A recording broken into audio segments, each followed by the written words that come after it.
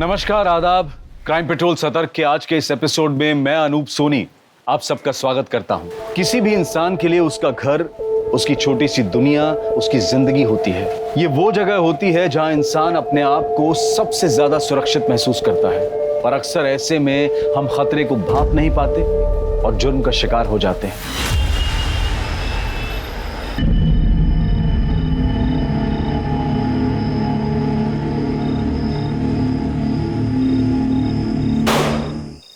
Happy birthday to you. Happy birthday to you. Happy birthday dear Bhabhi. Happy birthday to you. Hey! Happy birthday भाभी। शीतल, हमारी शादी के बाद ये तुम्हारा पहला बर्थडे है, तो ये खास तुम्हारे लिए मेरी तरफ से। अब ये बताओ तुम्हें क्या चाहिए? डाइवोर्स। मजाक कर रही हो क्या भाभी? भाभी, कल भैया ने आपके लिए इतनी बड़ी सरप्राइज पार्टी रखी है। शहर के बहुत बड़े बड़े लोग आ रहे हैं और आप कैसी पार्टी कर रही हो?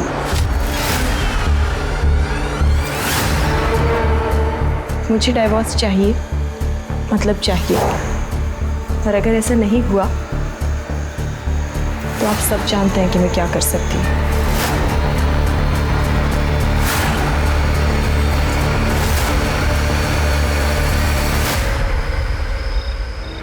मम्मी आप टेंशन मत लो, मेरी क्लाइंट से मीटिंग है, मुझे जाना पड़ेगा।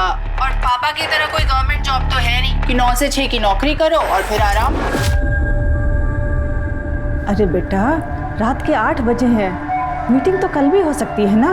मम्मी आप समझते नहीं हो, सक्सेसफुल होने के लिए ना थोड़ी एक्स्ट्रा मेहनत करनी पड़ती है। अच्छा अब मैं जा रही हूँ, मैं आपको ना आने के बाद कॉल करती हूँ। बाय। ठीक है बेटा, अपना ध्यान रखना। हाँ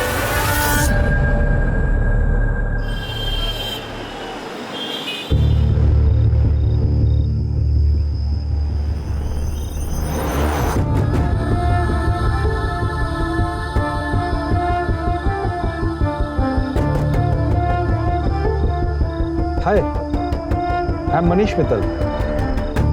मुझे लगता है हम कहीं मिल चुके हैं। आई विश मिले होते। By the way Maya. Nice to meet you.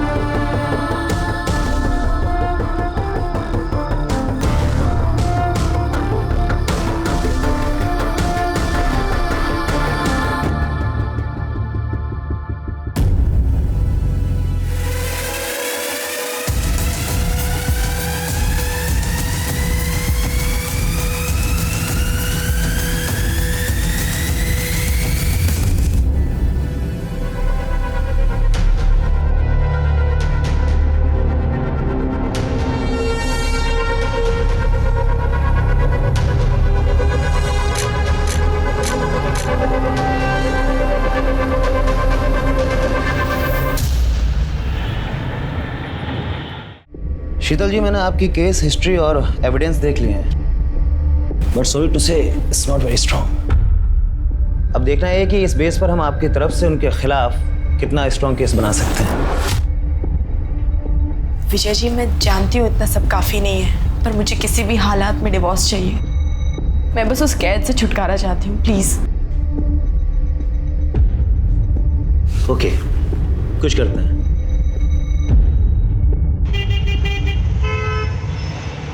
हाँ पापा, ये जॉब बहुत अच्छी है, यहाँ बहुत कुछ सीखने में मिल रहा है। और आप देखना मेरा प्रमोशन भी ना बहुत जल्दी हो जाएगा। चलो अच्छा है, पर मैं तुझसे नाराज हूँ। तेरी माँ बता रही थी कि तू मेरा 9 से 5 की सरकारी नौकरी का मजाक उड़ा रही थी। तुम दोनों माँ बेटी मिलकर मेरी पीठ पीछे मेरी बहुत चुगली करते हो, हैं?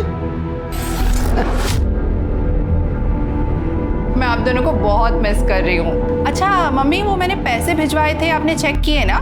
हाँ, मिल गए। बस इसी तरह तरक्की करती रहे और तेरा काम अच्छे से चलता रहे। जैसी टाइम मिले मिलने आ जाना। हाँ, बहुत जल्दी आऊंगी।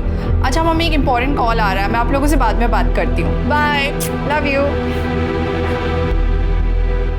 Hello,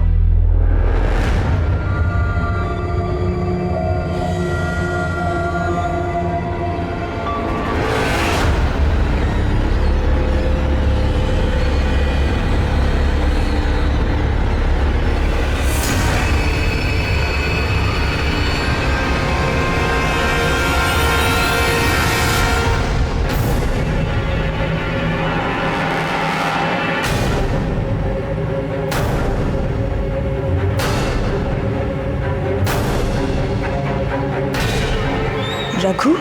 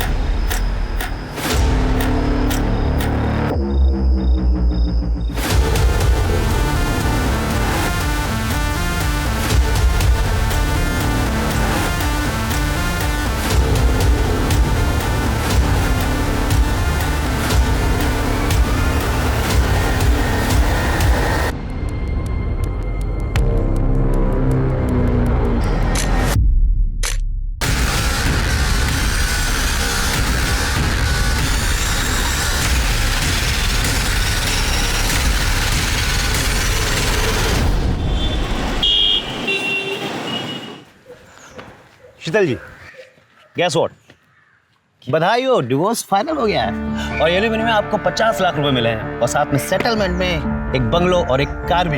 happy? Yes. Thank you so much Vijay ji, पर मेरी आज़ादी के आगे ये सब कुछ भी नहीं है। But still thank you so much, आप नहीं होते ना तो। क्या कर रहे हो? इस चोट ने मेरे पैसे से तेरा घर तो भर दिया है, लेकिन याद रखना ये पैसा तुझे कभी हजम नहीं होगा। छोड़ो।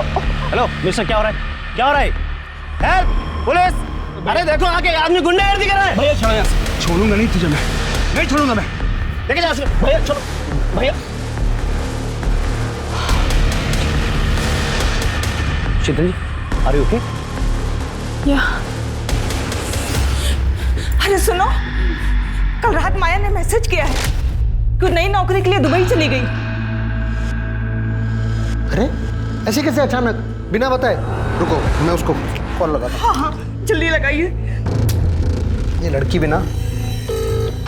क्या हुआ? घंटी बज रही है।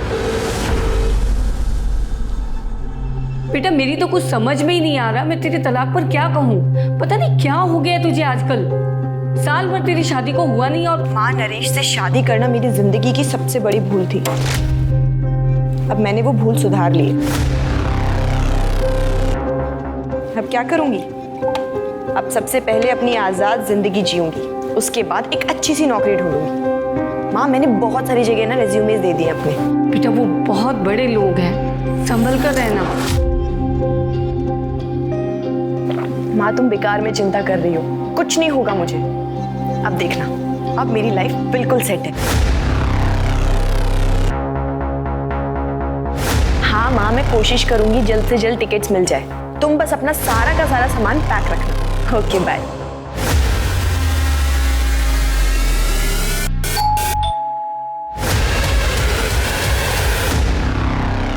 आपका पार्सल है। नहीं, पर मैंने कोई पार्सल मंगवाया ही नहीं है। आप शीतल दादा है ना? हाँ। तो फिर आपका ये पकड़िए इसको। अरे पर मैंने कोई पार्सल मंगाया ही नहीं है, तो मैं कैसे लूँ इसे?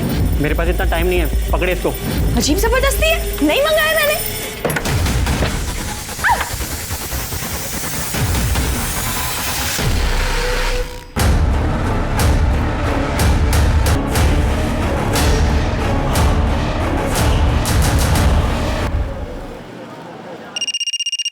हेलो।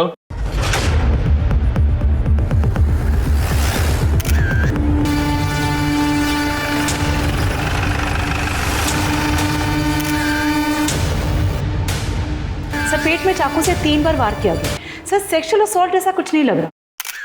चारों तरफ अच्छे से देखो।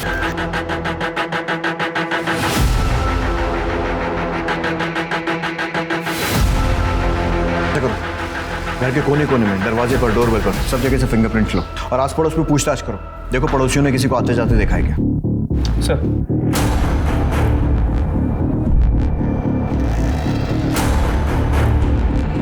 सर ठीक है। सर आप पड़ोस में एक औरत ने बताया कि मर्डर का पता चले कि कुछ टाइम पहले उसने एक कुरियर वाले को यहाँ आते हुए देखा। शक्ल देखी उसने? नहीं सर, उस कुरियर वाले ने मुंह पे रुमाल बांधा, सर पे कैप, इसलिए शक्ल नहीं देखी। सर शालिनी श्रीवास्तव से मेरी बात हुई, जिसने मर्डर की इन्फॉर्मेशन दी थी। उसने ये बताया कि शीतल कुछ दिन पहले यहाँ शिफ्ट हुई और नरेश लड्डा जो कि बिल्डर है वो उसका एक्स हस्बैंड है और कुछ दिन पहले उनका डिवोर्स हो गया। ठीक है, बॉडी पोस्टमार्टम के लिए भेजो। सर हम नरेश से मिलकर आते हैं। 1 महीने पहले आपका और शीतल का डाइवोर्स हुआ। सेटलमेंट में उसने इतना बड़ा घर लिया, पैसे भी लिए होंगे, मार्केट में आपकी रेपुटेशन खराब हुई वो अलग। अब आप ही बताइए, ये वजह कम है आप पर शक करने के लिए कि आपने ही शीतल को मारा है या फिर मरवाया? देखिए, मेरा जो नुकसान होना था हो चुका। उसका मर्डर करवाने से मुझे क्या मिलेगा? और वैसे भी डिवोर्स मैंने नहीं, उसने मांगा था मुझसे, और वो भी तब जब हम उसका बर्थडे सेलिब्रेट कर रहे थे। तुम्हें क्या चाहिए? डाइवोर्स। उसने मांगा और आपने दे दिया। हम थक चुके थे उसके टॉर्चर से, और मुझे पता चल गया था कि वो मुझसे नहीं, मेरे पैसों को चाहती थी। उसका मर्डर का सुन के बुरा तो लगा, लेकिन उससे ज़्यादा मुझे सुकून भी मिला है कि अब वो हमें परेशान तो नहीं कर पाएगी। वरना जब से शादी करके आई थी तब से हमें सिर्फ और सिर्फ दुख दिया था सर, और कुछ नहीं। भाभी, दाल में पानी थोड़ा ज़्यादा नहीं हो गया? भाभी सुनो ना, मैं ना घास फूस खा के बोर हो चुका हूँ, तो डिनर में चिकन मटन कुछ बना देना प्लीज़। भाभी ये रोटी थोड़ी कच्ची है। अरे शीतल, तुमने कुक को क्यों निकाल दिया? वो ठीक ठाक खाना बना रहा था। क्यों? खाना ठीक नहीं बना रही हूँ मैं? हाँ? और सब्जी खाने में क्या प्रॉब्लम? अपने स्वाद के लिए जरूरी है किसी की जान ली जाए? हाँ? मेरा मतलब है शीतल कि हम कुक अफोर्ड कर सकते हैं, और तुम लड़ा खानदान की बहू हो, तुम्हें किचन में काम करने की क्या जरूरत है? तुम नई नई आई हो, एंजॉय करो बस। आपको खाने से प्रॉब्लम थी ना, आप मुझे अकेले में जाकर बोल सकते थे। ऐसे अपने भाई बहन के सामने मेरी बेइज्जती करने की कोई जरूरत नहीं थी, समझे आप? भाभी आप गलत समझ। अरे बिल्कुल ठीक समझ रही हूँ मैं। तुम तीनों भाई बहन मिलकर सिर्फ और सिर्फ मेरी बेइज्जती करना चाहते हो, मुझे नीचा दिखाना चाहते हो। नहीं खाना नहीं खाना ना, लो फेंक दो इस खाने को, मत खाओ। हमें लगा कि समय के साथ वो समझ जाएगी। हमने उन्हें कभी फील नहीं होने दिया कि वो हमारे स्टेटस की नहीं है। बहुत प्यार से रखते थे, पर वो बदतमीजी करते थे, और एक दिन तो उन्होंने हद ही कर दी। भाभी, मैं आपको बताती हूँ, ये ना, ये वाली साड़ी पे ये वाला ब्लाउज पहनो, बहुत अच्छा लगेगा, सूट करेगा आप पे।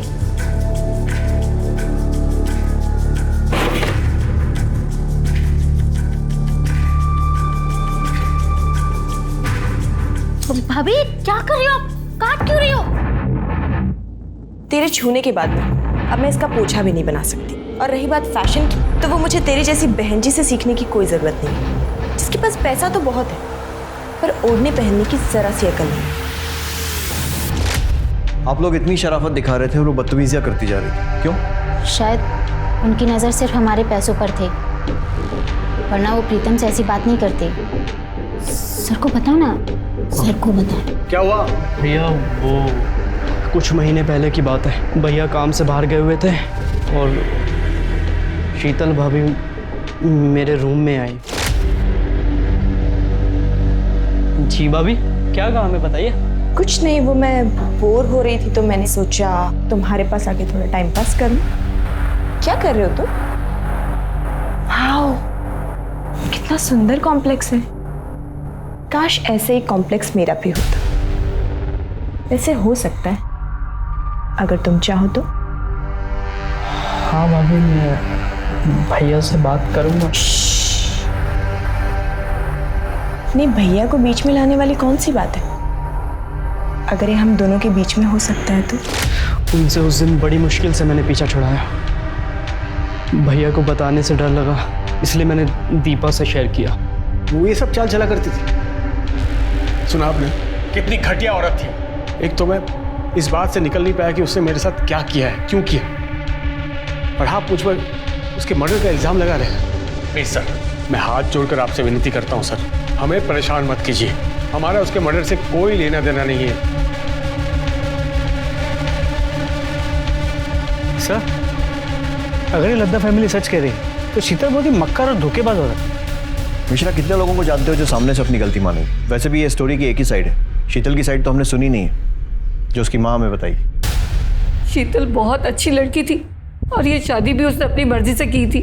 सब कुछ ठीक चल रहा था। मेरी समझ में आज तक ये बात नहीं आई कि उसने डिवोर्स क्यों ले लिया। क्यों ले लिया मतलब? उसने आपको नहीं बताया था? कहाँ बताया, कहाँ मिली वो मुझसे। हमेशा फोन पर ही बात होती थी और जब भी मैं उससे पूछती तो वो यही कहती थी कि वो जो कर रही है सब ठीक है, मिलूंगी तब बताऊंगी। लेकिन उसकी नौबत ही नहीं आई। उससे पहले ही वो मुझे छोड़कर चली गई। ठीक है, फिलहाल के लिए आप जा सकती हैं। जरूरत पड़ी तो आपसे फिर कांटेक्ट करेंगे। ठीक है सर।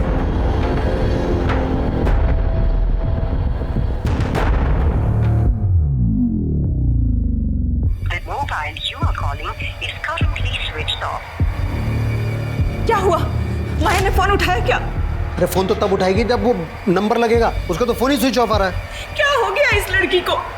5 दिन हो गए, दुबई से सिर्फ फोटो भेज रही है, यानी कि कम से कम एक कॉल तो कर ले। अरे ये भी तो हो सकता है कि इंडिया का नंबर वहाँ काम ना कर रहा हो और वहाँ का नंबर लेने में टाइम लग रहा हो। एक बार और कोशिश करो। तुम सब ठीक होगा, तुम जाओ, एक गिलास पानी लेके आओ मेरे लिए। सर। हाँ मिश्रा।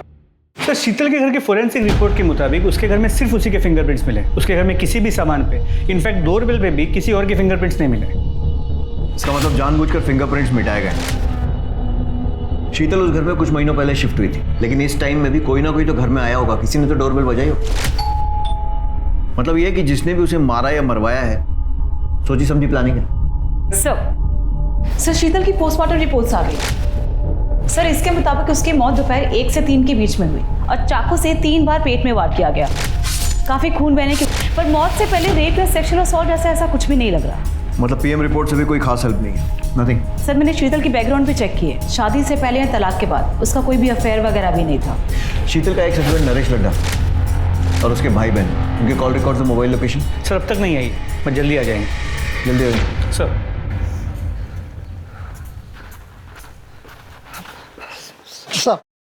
साहब हमारा नाम वीरेंद्र शर्मा है, हमारी पत्नी उर्मिला शर्मा सर। सर हम मेरठ से आए सर। सर हमारी बेटी माया शर्मा यहाँ दिल्ली में इस एरिया में रहती है सर। वो पिछले 1 हफ्ते से मिसिंग है सर, और अब तो फोन भी उसका ऑफ आ रहा है सर। घबराइए मत। सिंह सर, इनकी कंप्लेंट लिखो, लड़की की पूरी डिटेल्स लो और ऐसा ही राणा से बोलना जैसे आए तो फॉलो अप करें। Okay sir. मेरी बेटी को ढूंढ दीजिए। आप फिक्र मत कीजिए, आप अपनी कंप्लेंट लिखवाइए, हम जल्द से जल्द उसे ढूंढने की कोशिश करें। सर ये नरेश और उसके भाई बहन तीनों बहुत कमीने हैं, और मैं एक बात दावे से कह सकता हूँ कि शीतल के मर्डर में इन्हीं तीनों का हाथ है। क्योंकि सर जिस दिन हम लोग केस जीते थे और नरेश को शीतल को घर गाड़ी बंगला सब देना पड़ा था, उस दिन नरेश ने शीतल को मेरे सामने ही धमकी दी। ये पैसा तुझे कभी हजम नहीं होगा, छोड़ूंगा नहीं तुझे, मैं नहीं छोड़ूंगा मैं। लेकिन नरेश का तो कहना है कि डिवोर्स उसने नहीं बल्कि शीतल ने मांगा था। हाँ सर, मांगा था, क्योंकि इन तीनों भाई बहन ने मिलकर शीतल का जीना हराम कर रखा था। सर उसे इतना मजबूर कर दिया, क्या करती बेचारी को। वकील उसे फैमिली कोर्ट में पति पत्नी के झगड़े सुनते आ रहा हूँ, मगर शीतल के केस को सुनकर मेरी भी रूह कांप गई थी। शादी होते ही नरेश ने सभी नौकरों को काम से निकाल दिया। इतने बड़े घर का झाड़ू पोछा, साफ सफाई, खाना बनाना सब अकेली मैं ही करती थी। पर इतना भी काफी नहीं है उसके लिए। रोज मुझे परेशान करने के नए नए तरीके निकाल लेता है। और फिर एक दिन, ये क्या है? दाल है या पानी है? ये एक तो रोज रोज ये घास फूस खा के ना बोर हो चुका हूँ। अरे कुछ और नहीं बना सकते क्या? चिकन मटन कुछ? भाभी ये रोटी भी कच्ची है। मायके से तुम कुछ सीख के नहीं आई हो क्या? माँ ने कुछ सिखाया ना तुम्हें? क्यों मैं खाना ठीक नहीं बना रही हूँ क्या? ये बनाया तुमने खाना? हाँ? और सब्जी खाने में क्या प्रॉब्लम है? जरूरी है अपने स्वाद के लिए किसी की जान ली जाए? आपको मेरे हाथ का खाना अच्छा नहीं लग रहा था तो आप मुझे अकेले में बोल देते। इसे अपने भाई बहन के सामने मेरी बेइज्जती करने की क्या जरूरत थी? क्या बकवास कर रही हो? क्या मतलब भाई बहन? मैं सही तो बोल रही हूँ। आप तीनों भाई बहन जब देखो मुझे नीचा दिखाने की कोशिश करते हो, मेरी बेइज्जती करते रहते हो। चुप कर, आइंदा जबान लड़ाई ना, जबान खींच लूंगा मैं। निकल।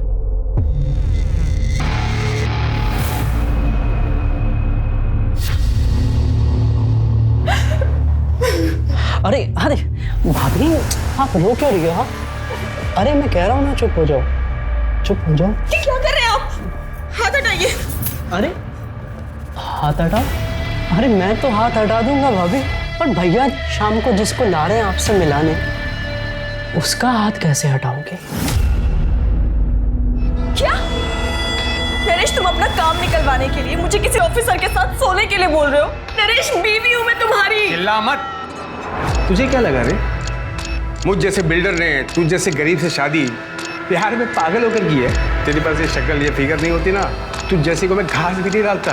अच्छा चल ठीक है, सुन, ज़्यादा नाटक मत कर, जल्दी से तैयार हो जा। और सिर्फ आज याद रखना, तुझे उसे सिर्फ खुश करना है ताकि वो 50 करोड़ का कॉन्ट्रैक्ट मुझे दे दे।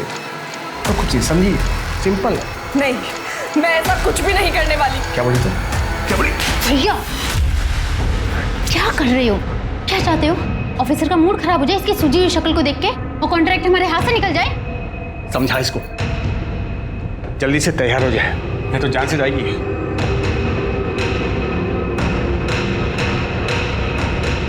भाभी आप तैयार हो जाओ प्लीज।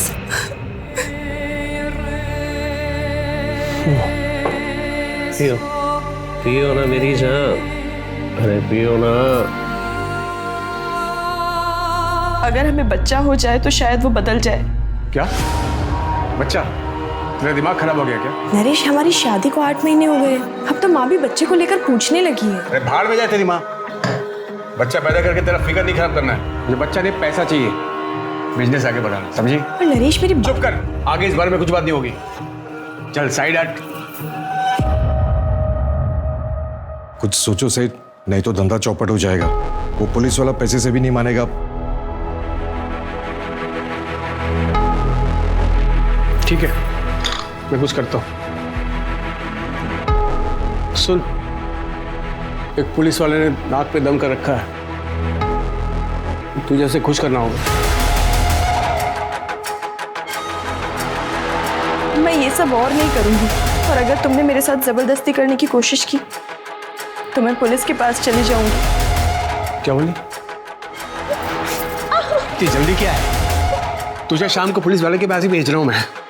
आराम से उसे बोल देना, लेकिन याद रखना तेरी माँ का क्या होगा। आधा घंटा नहीं लगेगा मुझे ऊपर पहुंचाने में, समझी?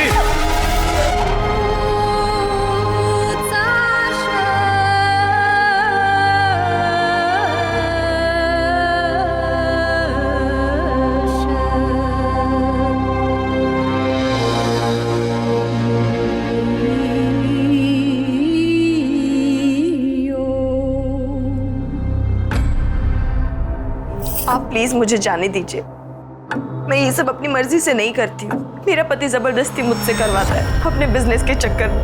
आप पुलिस वाले हो ना, आप मेरी मजबूरी समझिए और प्लीज मेरी मदद कीजिए। अरे ड्यूटी पे भी जाना है, चल बिस्तर पे चल। नरेश साला कमीना है, लड़की का पैसा बचा लिया। चल। एक मिनट, मैं बस वॉशरूम जाकर आऊं प्लीज। अरे यार मूड खराब कर दिया, जल्दी जा और जल्दी आना।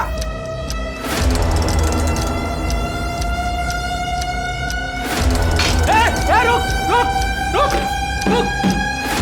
शीतल ने उस पुलिस वाले के साथ की बातचीत की रिकॉर्डिंग कर ली थी और घर जाकर के नरेश को सुना दिया, जिसमें पुलिस वाला खुद मान रहा था कि नरेश शीतल को मजबूर करता था दूसरों के साथ सोने के लिए।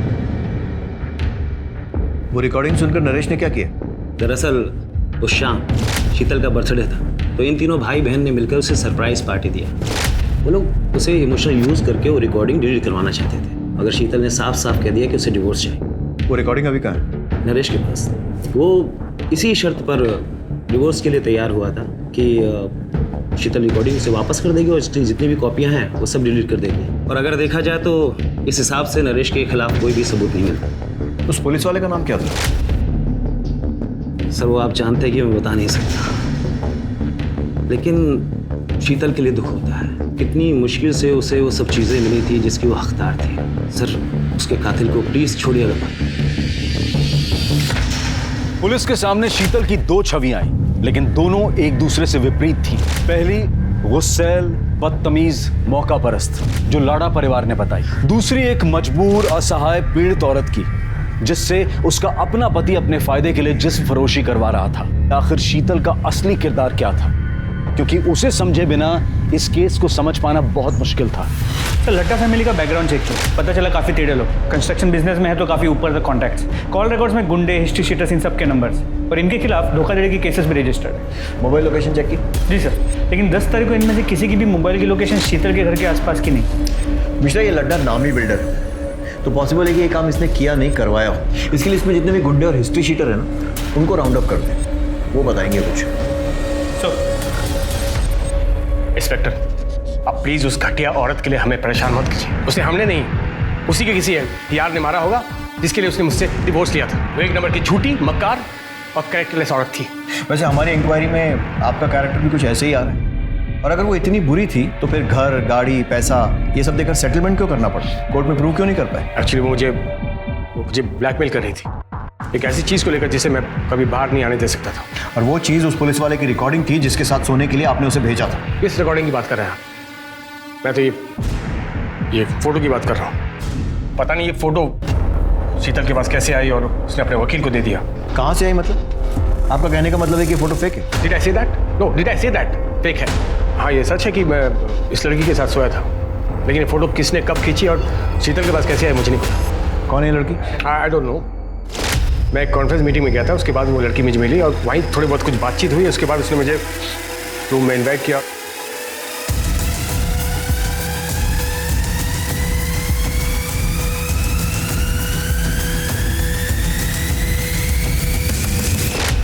इस लड़की का कोई कॉन्टैक्ट या एड्रेस? नो।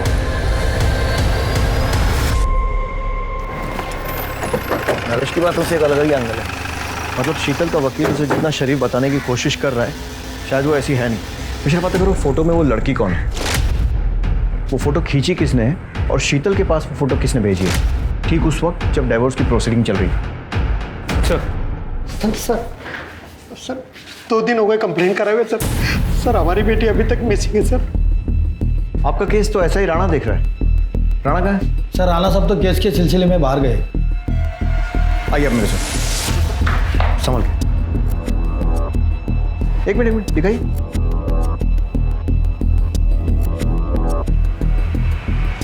ये कौन है? यही तो है हमारी बेटी माया शर्मा।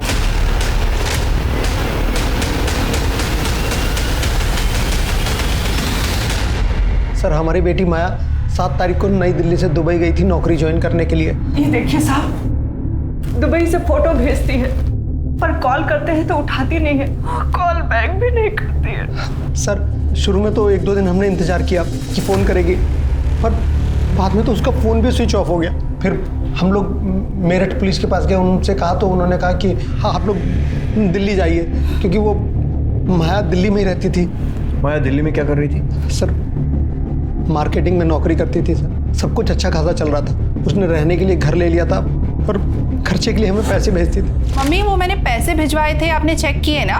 फिर अचानक 7 तारीख को उसका SMS आया कि वो उसने नौकरी छोड़ दी है, उसको दुबई में नई नौकरी मिली और इसलिए वो वहाँ जा रही है। जाने से पहले हमसे मिलकर भी नहीं गई। यहाँ पर किस कंपनी में जॉब करती थी? तो सर ये तो कभी मैंने उससे नहीं पूछा। ठीक है, अभी आप जा सकते हैं। मिश्रा, माया के पिछले 2 महीने के कॉल रिकॉर्ड्स, मोबाइल लोकेशन और जितनी भी जानकारी मिल सकती है निकालो। उसका social media account, email ID सब कुछ ढूंढो और अच्छे से छानबीन करो। सर नरेश के कॉल रिकॉर्ड में जिन गुंडों के नंबर थे उन्हें लेकर आए। साहब हम गुंडे नहीं मजदूर लोग हैं साहब, छोटा मोटा काम कर लेते पेट पालने के लिए साहब। और नरेश लड्डा के हिस्से की मार खाना भी तुम्हारे छोटे मोटे काम में आता है? देख सोच कर जवाब देना। ये भी मजबूर है। जब इसके हाथ में खुजली होती है ना तो 2-4 की हड्डियां तोड़ने के बाद ही ठीक होती है। सोच लो। साहब हम लोग नरेश सेठ के लिए काम करते हैं। क्या काम? डराना, धमकाना, घर खाली करवाने जैसे काम सब। बस इतना ही? सोच के बताना। साहब वो अपने लिए हमसे लड़की मंगवाता है साहब। उसको भी लेकर आए थे? नहीं साहब, हमने तो इसे कभी देखा भी नहीं। शीतल लड्डा अच्छी है, पसंद है? अच्छी लगी साहब। नहीं साहब, मेरा मतलब सेठ की बीवी है। क्यों मारा उसे? सेठ के कहने पर? नहीं साहब, हमने नहीं मारा। साहब हम लोग क्यों मारेंगे उसको साहब? तुमने नहीं मारा तो किसने मारा? अब हमें क्या पता किसने मारा साहब, हमारा तो उससे कोई वास्ता भी नहीं। वास्ता भी निकलेगा। मिश्रा मिटा ले खुजली, तब तक तोड़ना जब तक सच नहीं बोलते।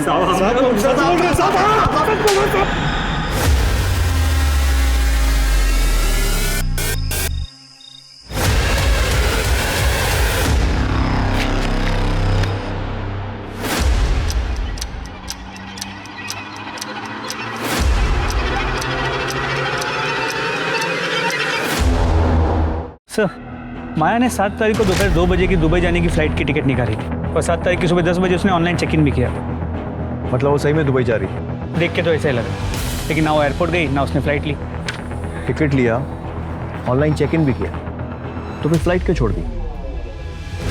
हो सकता है लास्ट मिनट उसका मन बदल गया हो, या फिर किसी ने ज़बरदस्ती उसे जाने से रोका। लेकिन दोनों ही केसेस में वो दुबई वाले पिक्चर्स कहाँ से आए जो उसने अपने माँ बाप को भेजे? सर हमने पता किया, वो पिक्चर्स इंटरनेट से निकाले गए और उसके माँ बाप को इसलिए भेजा गया ताकि उन्हें यकीन हो कि माया दुबई में है। सारे पुलिस स्टेशन में माया की डिटेल्स भेजी? जी sir. Excuse me. Hello, PSA Mishra बोल रहा हूँ। ठीक है सर। फरीदाबाद के पास के जंगल में एक माया से मिलती जुलती बॉडी मिली। बॉडी काफ़ी सड़ चुकी है, तो आइडेंटिफाई करवाना होगा। माया के पेरेंट्स को बुलाओ, शिनाख्त कीजिए। हाथ में टैटू है जिससे शायद पहचान हो सके।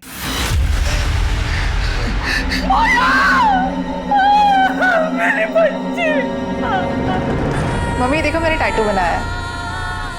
अरे ये क्या अनाप शनाप बना लिया है, कितने सुंदर हाथ थे तेरे। मम्मी आजकल का फैशन है, रहने दो, आप समझोगे ही नहीं। कहाँ समझ पाएगी तो ऐसे हमें छोड़कर चली जाएगी।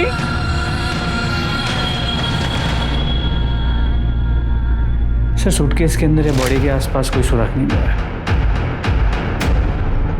सर क्राइम ब्रांच ने यूसुफ नाम के ब्लैकमेलर को पकड़ा है। उसके फोन में शीतल के न्यूड पिक्चर्स मिले हैं।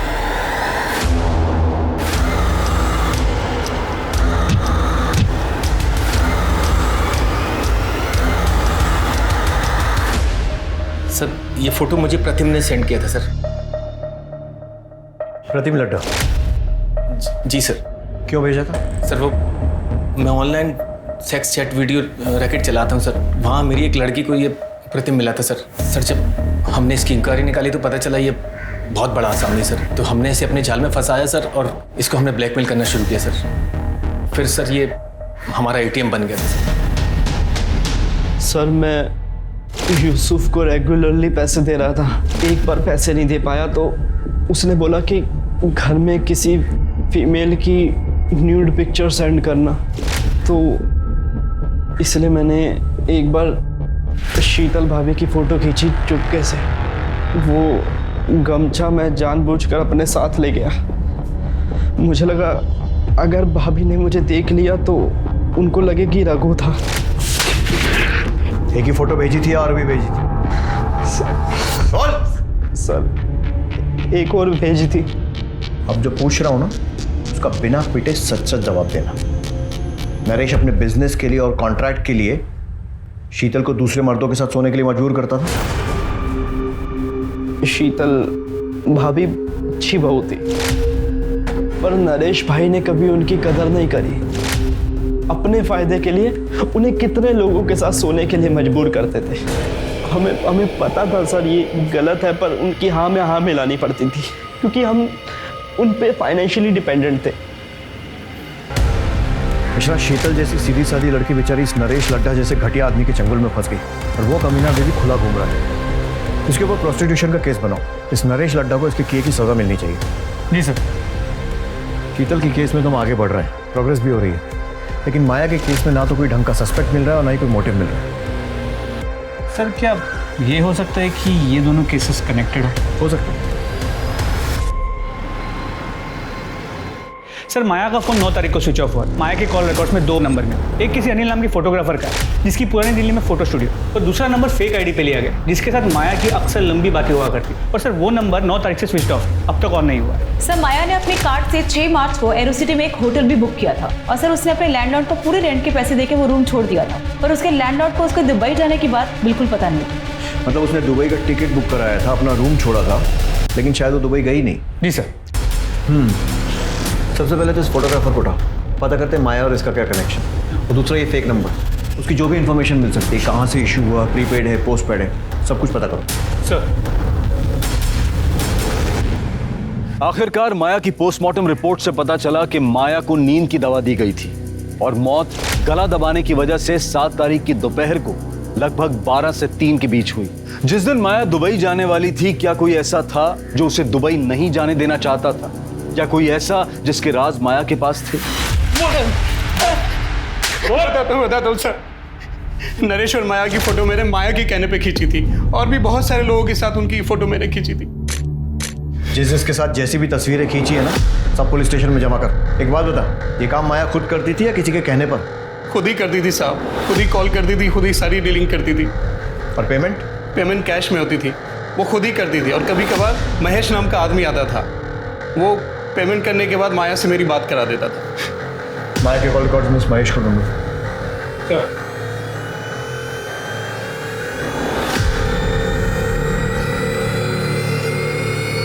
सो महेश का पता चल गया। उठा लो साहब मैं सच बोल रहा हूँ। माया मैडम जो बोलती है मैं वो करता हूँ। वो अक्सर लोगों को लिफाफे पैकेट देने के लिए बोलती थी। मुझे लगा कि अनिल भी इनका आदमी होगा। अब वो कौन है, क्यों है, क्या है, मैं ये सब उनसे नहीं पूछ सकता ना। तू तो कुत्ते जैसा वफादार आदमी है ना।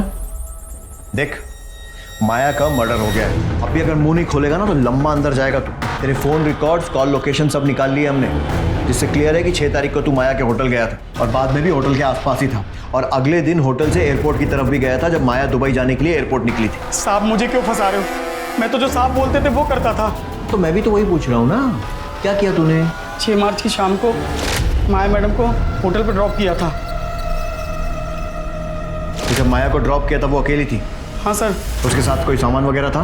नहीं साहब, खाली हाथ में पर्स था बस। फिर मैंने शाम को साहब को होटल ड्रॉप किया और गाड़ी वहीं छोड़ के अपने एक दोस्त के पास रहने चला गया।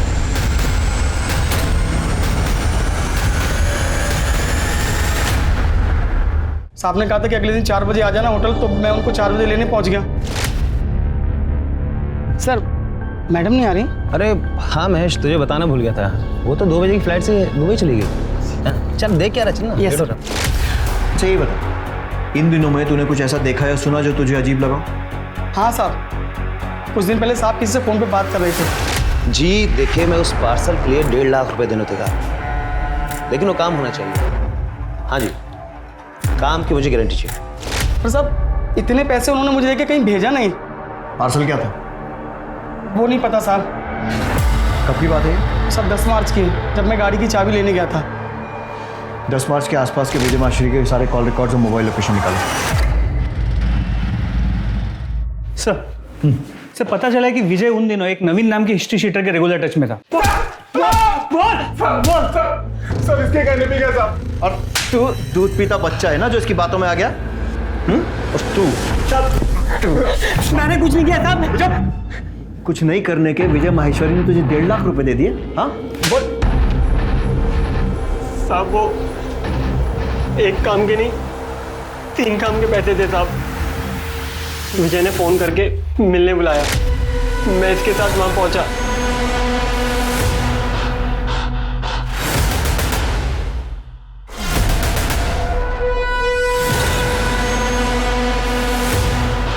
मर गई क्या? नींद की दवा देकर बेहोश किया, मारने का काम तेरा।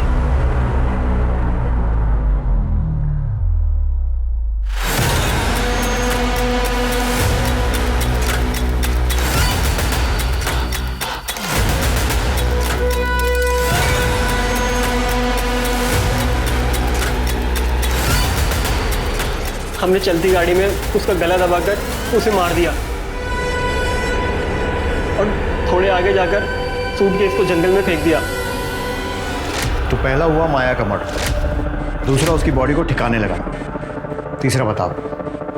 तीसरा शीतल का मर्डर।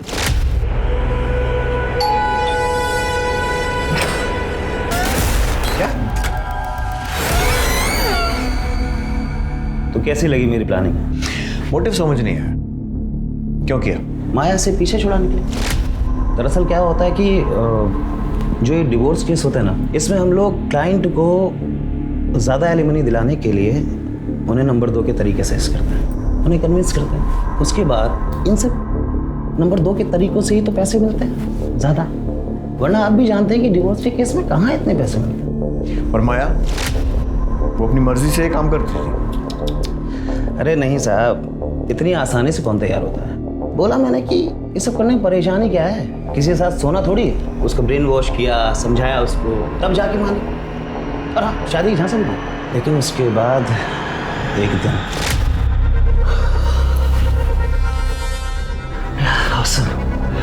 सिसिली तुम कमाल हो, एक बार और हो जाए। एक बार क्यों, 10 बार करेंगे। रियली? लेकिन उससे पहले तुम्हें मुझे अपनी फर्म में पार्टनर बनाना होगा, अपनी बीवी को डिवोर्स देना होगा और मुझसे शादी करनी होगी। ये क्या बकवास कर रहे थे? मुझे देखकर या सुनकर लग रहा है कि मैं बकवास कर रही हूँ। शुरू में मुझे लगा कि भूल जाएगी, मगर नहीं साहब, वो तो पीछे पड़ के रह गई। फिर मुझे लगा कि इसका कुछ ना कुछ तो इलाज करना पड़ेगा। तभी सडनली मुझे शीतल के केस से एक आइडिया मिला और मैंने डबल गेम खेला। मैंने माया को नरेश के पास ये कह के भेजा कि इस केस से ना हमें बहुत पैसे मिलने वाले और इतने पैसे कि हम उस पैसे से अपनी नई जिंदगी शुरू कर सकते। और उसके बाद मैंने अनिल से माया और नरेश की फोटो खिंचवा ली और उन फोटो से मैंने शीतल को घर, पैसा, गाड़ी सब दिलवाया। इतना तो मैंने भी एक्सपेक्ट नहीं किया था, तो मैंने भी अपनी फीस बढ़ा दी, जिसकी वजह से मेरे और शीतल में झगड़ा हुआ और उसने मुझे पुलिस की धमकी तक दे डाली। फैमिली कोर्ट में नरेश ने शीतल को सबके सामने धमकी दी थी कि वो उसे छोड़ेगा। इसी बात का मैंने फ़ायदा उठाया और एक साथ दोनों को ख़त्म करने का प्लान किया ताकि दोनों जाए। तो मैंने माया की 7 तारीख की दुबई की फ़्लाइट बुक की, उसका ऑनलाइन बोर्डिंग पास निकाला ताकि आप लोग जब छानबीन करें तो आप लोगों को माया के दुबई जाने वाली बात सच लगे। अगले दिन होटल से निकलते वक्त मैंने उसकी कॉफ़ी के कप में नींद की गोलियाँ डाल दी।